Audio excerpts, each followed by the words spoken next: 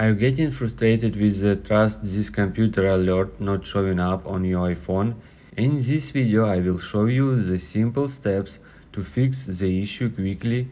I'll guide you through the troubleshooting process and help get your iPhone back up and running smoothly in no time, so make sure you watch this video until the very end to properly understand the tutorial. The very first thing you want to do is unplugging your iPhone from the computer. After that, open up the settings application of your iPhone. So tap on your settings app icon. Then you should scroll down and proceed to general. From general menu, scroll all the way down and tap on transfer or reset iPhone over here. Next step, tap on reset.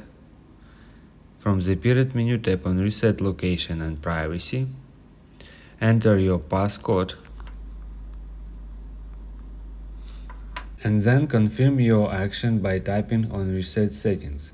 That should fix your issue on your iPhone. Should be good to go. So that wraps up this tutorial. If you have any other thoughts or questions, let me know in the comments section below. Hit the like button, tell me so much, but definitely hit that subscribe button. More importantly, everything else. I love every single one of you guys. Hopefully I will catch you guys in the next video.